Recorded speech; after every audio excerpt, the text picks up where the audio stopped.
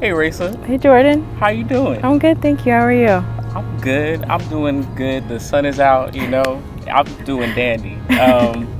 So I am doing this series where I'm highlighting some student leaders on campus, some amazing student leaders doing a lot of work, a lot of great work on campus. I thought of you because you my coworker for one, and I know that I've seen you in a lot of different areas. So tell me about some of those experiences. Yeah, of course. So I'm involved in a couple different ways on campus. As you said, we're co-workers, so we're both RAs for University Housing Services at Sycamore specifically. I'm also involved in the ASI student government, and I serve as the Secretary of External Affairs. And then there's some other bits and pieces around campus that aren't too much leadership involvement. Like I'm in the school's National Model United Nations team as well. I heard Model UN before. I think that was in high school. Yeah. It's still same thing. Yeah, same thing over just college. here. Yeah. So were you involved in high school? I wasn't involved in high school at all. Sorry. Yeah. So that was kind of like the foundation for why I wanted to get involved in college. I did nothing in high school. I went to class, went home, and that was it. So I got to college and I said, you know what, I want to make this different. I want to, benefit my education. So I got here in my first semester, I submitted an application to the Model UN team, and that's kind of how I got started. And it just kind of like snowballed after that. Your very first semester here, when you walked in after orientation, you was like, I'm gonna be in Model UN. Yep. Was there any indication, or did you see yourself in any other roles when you first came here too? No. So when I found out about the team, I didn't think I was going to get in because I found out that they don't really accept first years. So I found out when I got here, and then it was all kind of just happened one thing after the other. I didn't really have a plan when I got here. Is it relevant to your major or? It is, okay. Yeah. So that's kind of what kept me coming back. Okay. It's very relevant to what I'm studying. The skills that I'm learning, the research, the public speaking, those types of things are things I'll need in my future career, hopefully. And so even if I don't, do those things specifically in a future career, they're still good skills to have.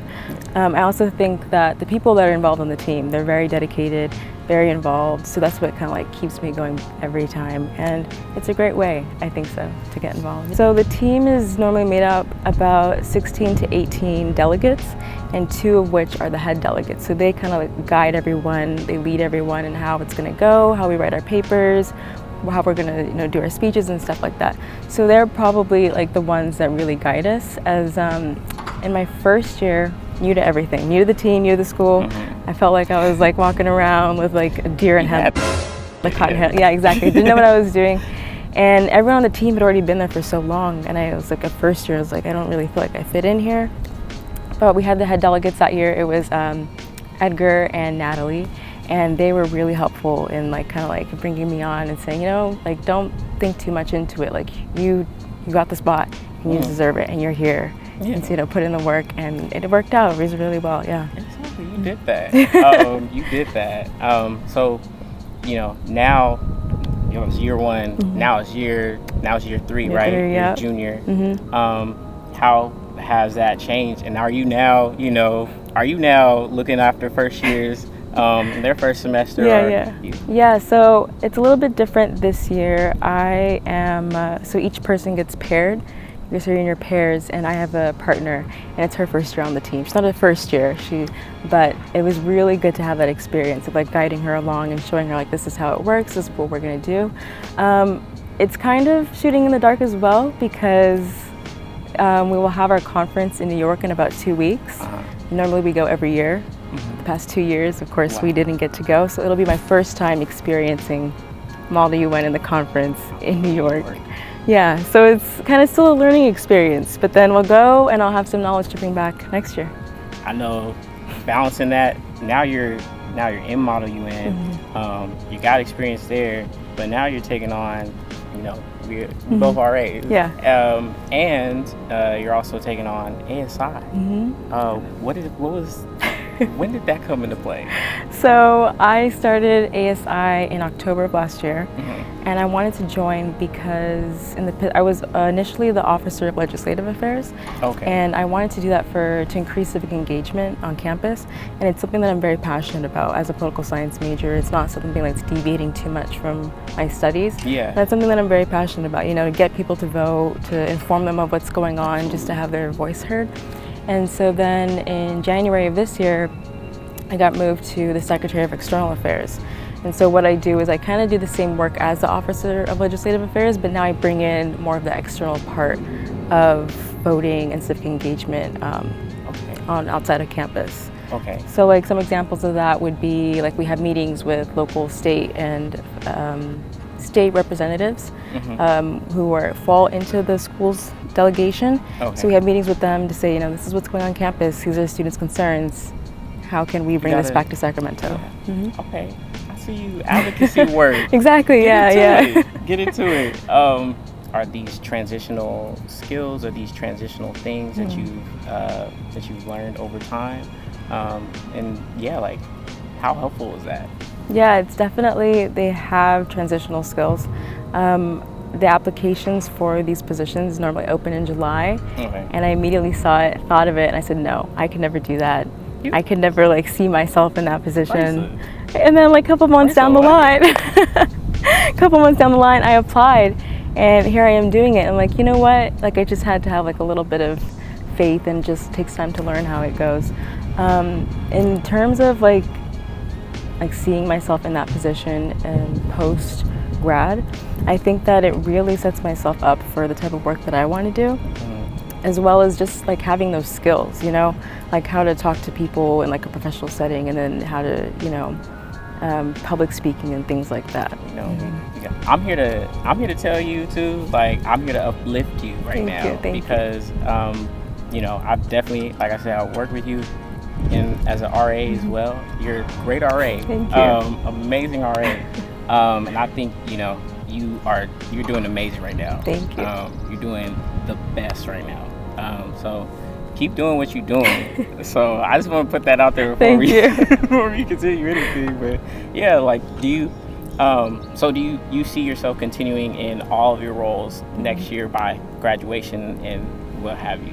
To some extent, I'm still figuring that out. I have to take into account the stress that comes with post-grad and trying to figure out what you're going to do. I do want to go to law school after undergrad. When, how, that's all things we got to figure out. So yeah, whatever's on the plate and whatever works with my schedule at the time. Yeah.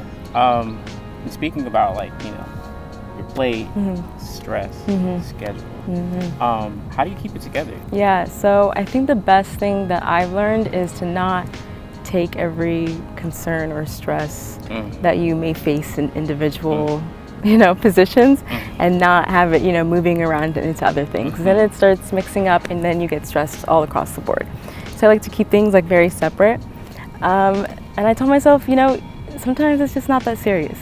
Just take a deep breath, relax, try it again, and we'll get it eventually, So I think that's the best thing that I've done for myself, and also recognizing when too much is too much. Yeah. You don't need to do everything. You don't need to be the best, be number one. Do what you can do what you can do, and do it, the best that you can do. And that's what's really worked for me. Any announcements, anything that you want to share? I don't know if you got a plug for anything. You can. This is your time. This is your moment. This is your spotlight. Yeah. Not soon. We had actually a voter registration drive this past Tuesday. Okay. It's passed, but still the sentiment is there, getting people to vote. The midterms are in November. That's what we were telling people, to go and do that. I guess I would just say to people to get involved on campus. Yeah. I know we hear it a lot in high school. We hear it when we get here. Yeah. And it's kind of difficult sometimes, but it's really benefited my education. All right, Raisa, thank you so much for coming down and sitting with me and interviewing me. It was a pleasure. I think that, a lot more student leaders should share their story. And I appreciate you for sharing yours. And, I want you to know that you should continue to keep thriving, Raisa. Thank you. Because you're already doing it. You just got to keep doing it. Thank you. Continue to do it. And also, y'all, we're going to be continuing these student leader interviews. So look out for our post next week. Follow the CPP_DOS Dean of Students page, and look out for other student leaders who possibly might be on this video. Maybe Jordan, possibly. I don't know. Wow. Okay. I guess so. Just do the Uno reverse on me. Huh? Well, we might see me, we might not. But thank y'all so much for tuning in. See y'all soon.